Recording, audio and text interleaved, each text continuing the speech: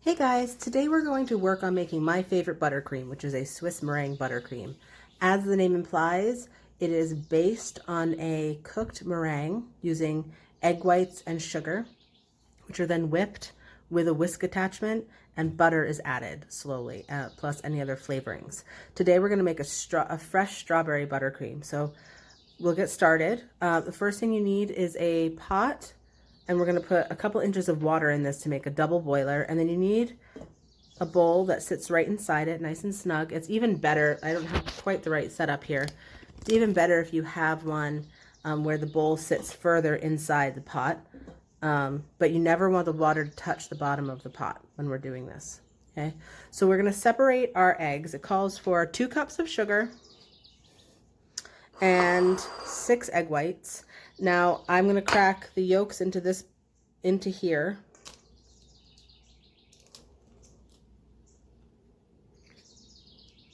These are large eggs, and I'm going to save my yolks because I'm going to make a pound cake later, and my pound cake recipe calls only for egg yolks, so that's what I'm going to save them for, and I'll be doing a tutorial on that cake as well.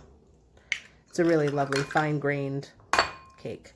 So if you've never separated an egg before, what you want to do is strike the right balance when you are cracking it against the side of a bowl. Okay, you don't want to go too hard because then you'll smash the egg. You don't want to go too soft because then it won't work. And then what you do is hold the egg upright, put your thumb in the center, and then lift the top up.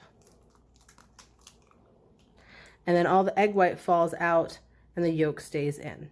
So a word on meringues is that fat really inhibits their foaming ability.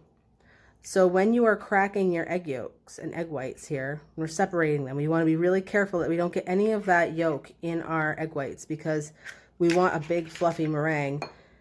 And having any trace amounts of fat, either from the yolk or in the bowl already, is going to keep our meringue from getting nice and fluffy. So be really careful with that. You may even want to separate your eggs in their own bowl before you get started. So we have all of our 6 egg yolks in here, 6 egg whites and 2 cups of sugar, and we're going to mix this together. A lot of people like to use a whisk for this. Because we're cooking over heat, whenever I use a whisk, it all gets up the side, and then you end up with sort of like a cooked egg white situation on the edge. So I prefer to use a spatula while I'm heating it because then you can scrape down the sides. But you do want to get everything fully incorporated.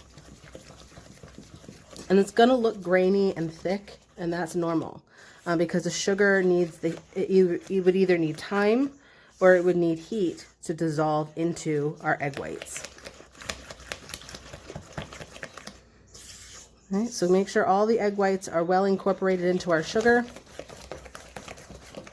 And then we're going to scrape down the sides, and we're going to put this over medium-low heat. All right, so here we are over by the stove. I have my egg whites and sugar mixture. I'm going to keep scraping down to make sure none of the sugar gets stuck on the side. And I have my pot with about an inch or 2 of water over medium-high heat. And I'm going to place this over. Now, you want to be careful when you're doing this, depending on what your stove is like. If it's an electric stove, you don't have to worry as much. But if you have a gas range like this, sometimes the flames come up underneath, outside the bottom of the pot, and that extra heat is could potentially harm our mixture here. Remember, eggs are a really delicate protein, and they'll cook really easily. You don't want bits of cooked egg white in your frosting. So make sure that the flame, like if I turn this up, you can start to see the flame at the bottom of the pan, and that heat can cook the sides of the pan, any egg that's on there. So make sure your heat is sort of within the diameter of the base of the pan, if that makes sense to everybody. Okay, and we're going to bring that water up to a heavy simmer. We don't want it crazy boiling. And then we're just going to keep stirring our egg white and sugar mixture until it hits 165 degrees. And you're thinking, well, Mrs. Feltimo, How do I know when it's 165 degrees? I don't have a thermometer, right? Because I have one of these, which is great because then you can spot check. However, if you don't have a thermometer like that, you can certainly use the touch test. So if I touch this right now, I can feel lots of grains of sugar in there, and it's cold. What you're looking for is for it to be warm, almost hot, because 165 degrees is pretty hot to the touch. It shouldn't burn you, and it should be very slick. There should be no granules of sugar at all left. We're looking for our sugar to dissolve completely into the egg whites. Once that's accomplished, that's when we put it back on the mixer, and that's when we whip it and really start to create the buttercream.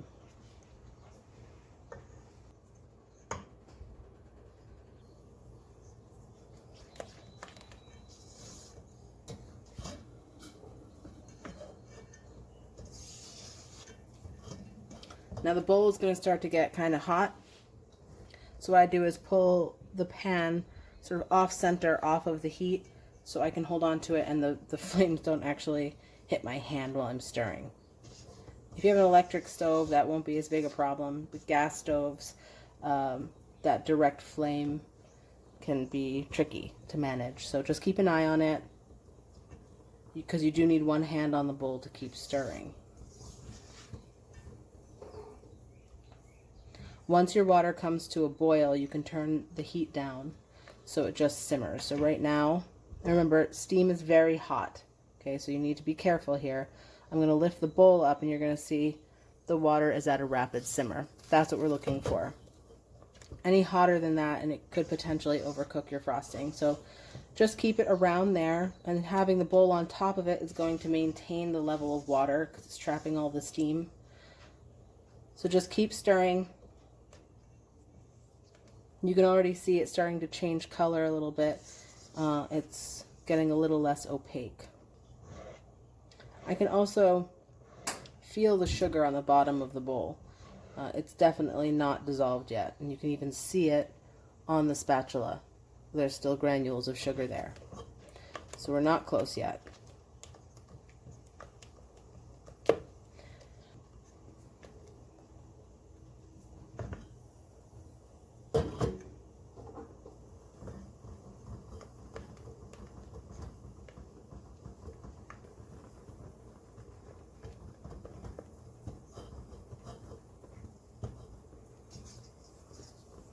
All right, it's starting to feel less grainy, so I'm going to touch it with my knuckle. That's an easier way. Your knuckle is more sensitive than your finger tip to heat. So I'm going to turn off the heat for a second. I'm going to take the temperature of my mixture here, and it was definitely hot to the touch, and there were definitely no grains of sugar. We're getting really close. The reason you want to take it to 165, in addition to dissolving our sugar here, it also helps sort of decrease the risk or eliminate the risk entirely of salmonella being in our eggs, because this is a frosting that's just going to get eaten from this point on. We want to make sure that it doesn't, it's not contaminated, because it is from eggs. So it was 160. I am going to keep going until it hits 165, which shouldn't be too long at this point. But in the old days, you probably would have stopped at this point, because definitely all the sugar is dissolved and it's hot to the touch. And you can see it looks much more soupy. And that's what you want. My water's getting a little crazy underneath there. So just as with a lot of things, especially when you're on the stove, heat control is really important. So you want to make sure you're adjusting your heat as you feel it needs to be adjusted. Don't just go by a recipe, because every stove is different. And the stove or the oven that the recipe writer used would be really different from yours. So make sure that you're adjusting temperatures as you see fit. I'm going to give it one more try here.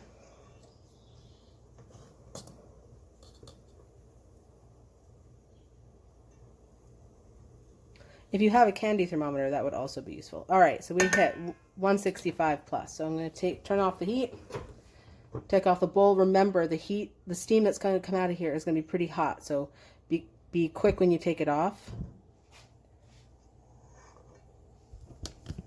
And now we have our mixture. So this is going to get whipped. So I'm going to show you that next. All right, we're back over by our stand mixer, and what we're going to do is transfer our cooked egg white and sugar mixture into this bowl. And what we're going to do is whip it until it's cool and it also reaches stiff peak. So I'll show you what that looks like. It's going to take a while for this to cool down, but you definitely want to use a whisk attachment for this, no paddle, and no dough hook. Okay, so you're using this attachment, and you want to make sure it's free of any fat so that it doesn't risk deflating your meringue before it even gets a chance to work itself up. So here is our stand mixer.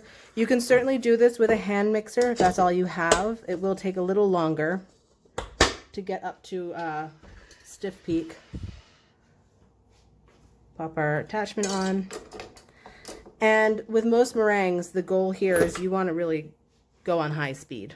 You don't want to mess around with low speed here. You want to knock all of that heat out of it, and you want to whip as much air into it as possible as quickly as possible. So I'll let this run and we'll come back to it. In the meantime, the rest of the recipe, right, for our strawberry buttercream, we have 6 sticks of butter. Seems like a lot, but this is going to be enough for a 2-layer 8-inch cake, plus enough frosting to decorate it without fear of running out. It also freezes really well. So this is unsalted butter. We don't want to use salted butter for this. And it's pretty soft and pliable. That's what you're looking for in your butter. We don't want it to be really, really soft because then it's not going to hold its shape very well. It's going to be difficult to set up. But we don't want it really hard either because then it won't incorporate properly. So to review, we've got 6 sticks of butter, which is 1.5 pounds, 6 egg whites, 2 cups of sugar, and then what we're going to do is add at the very end 1.5 teaspoons of vanilla, and we're going to add strawberry puree that I have chilling in the fridge. But you can already see with our meringue that it's gaining volume, but it's still very hot, and right now it's just trying to release all that heat. So I have turned it all the way up to the highest mixing setting, and we're going to let that run. So it's nice and cool to the touch. Alright, so our meringue, this is now considered, at this point, this would be a Swiss meringue because it's just the egg whites and the sugar. Okay, you can see it's gained a lot of volume. But if I whip it anymore, it's going to start to lose volume. It's just the nature of the beast.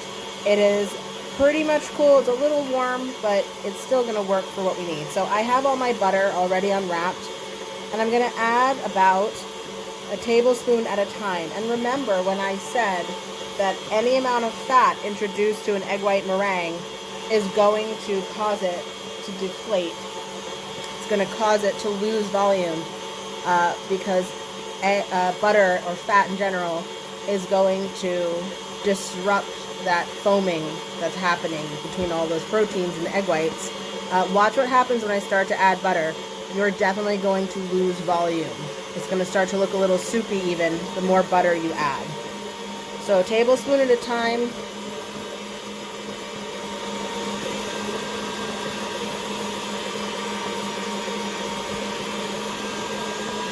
It'll take a minute because you have a lot of butter here to add. We don't add our flavoring until the very end. You don't want to add the butter all at once because it will absolutely overwhelm your little meringue here. So let the butter get incorporated.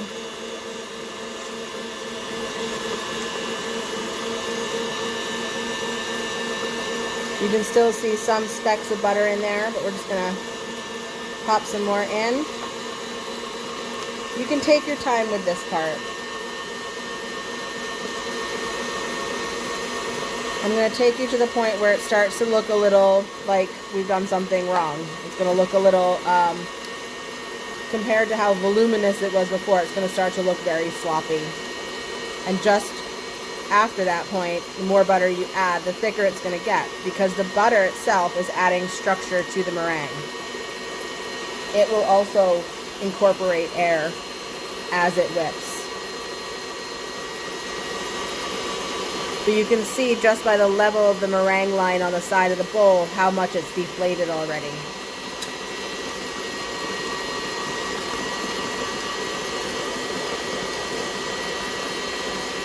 Just turn it down just a little bit.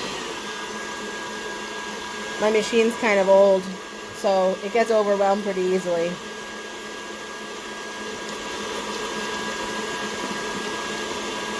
Don't want to wear it out too soon.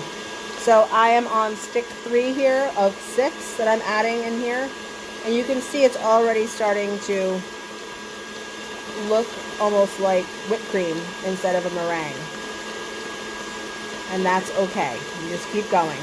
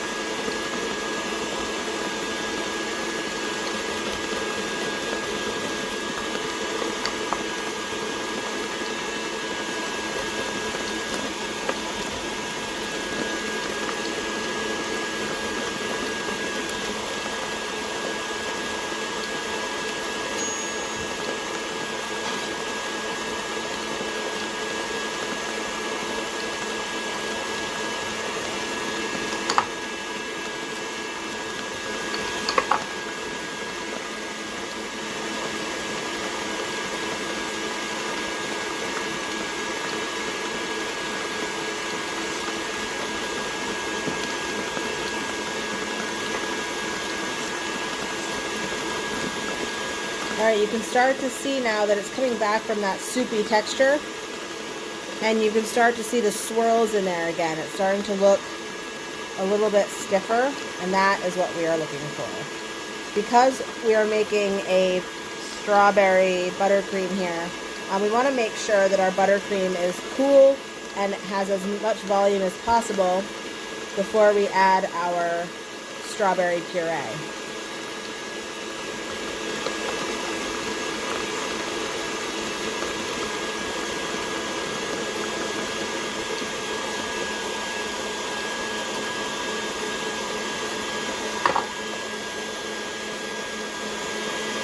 See how all of a sudden it's super fluffy now, right? It's not soupy anymore. It's certainly gaining a lot of volume. It's sort of springing back from where it was. I'm just going to keep it. I have maybe a quarter of a stick left to add here.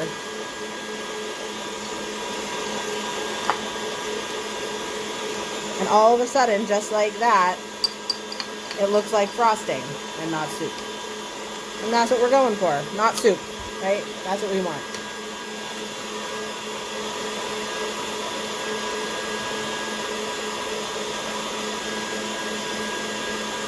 At this point, I'm going to turn it up really high.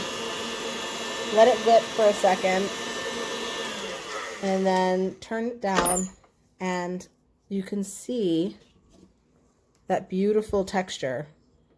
Lovely and silky and smooth, but what I want to make sure has happened is that everything is incorporated. We don't want lumps of butter in our frosting. So you get all the way down to the bottom of the bowl, scrape it all the way up. Okay, because you can even still see some specks of butter. So we're going to let it whip just a little bit more before we add our flavorings.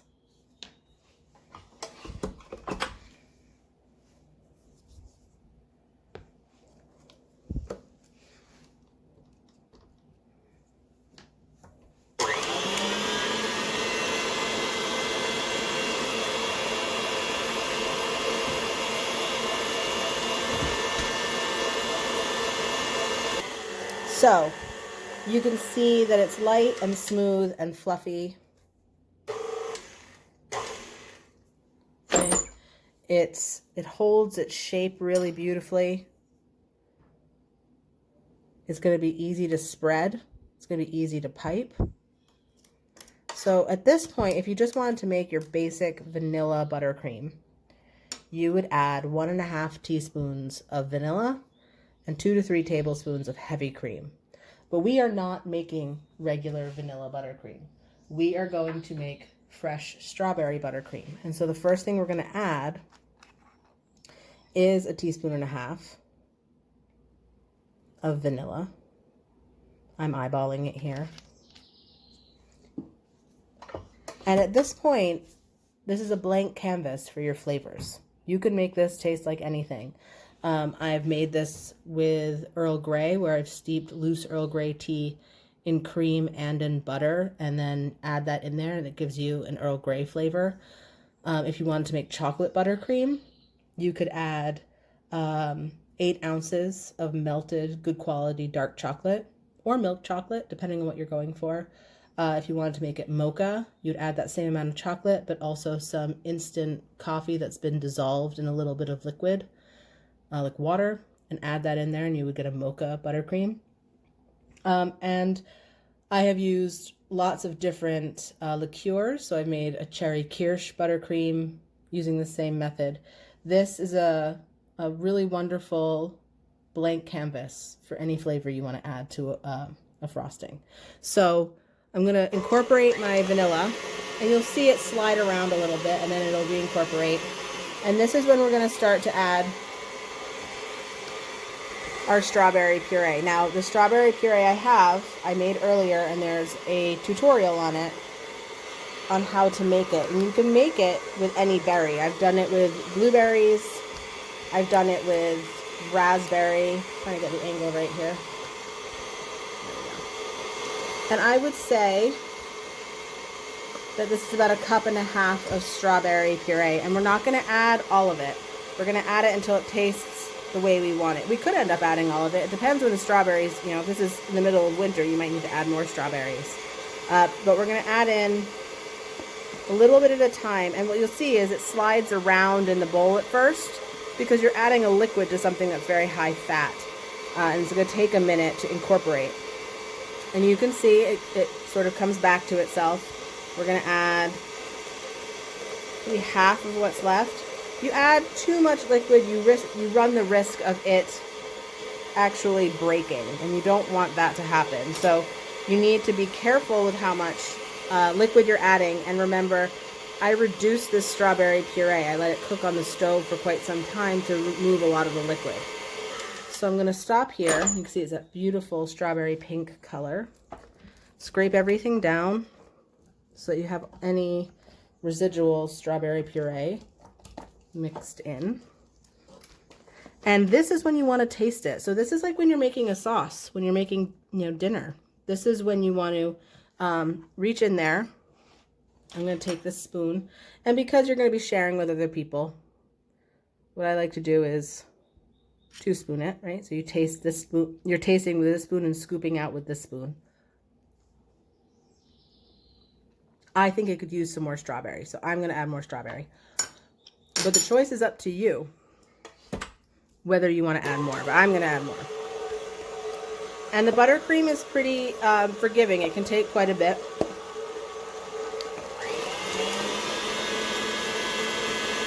And it really depends also on the cake that you're pairing this with. If you're pairing this with a chocolate cake, you're going to want your strawberry flavor to be stronger. If you're pairing it with a lemon cake, you could get away with adding a little less strawberry because it is not as strong a flavor of cake. All right, so go in with my sample spoon.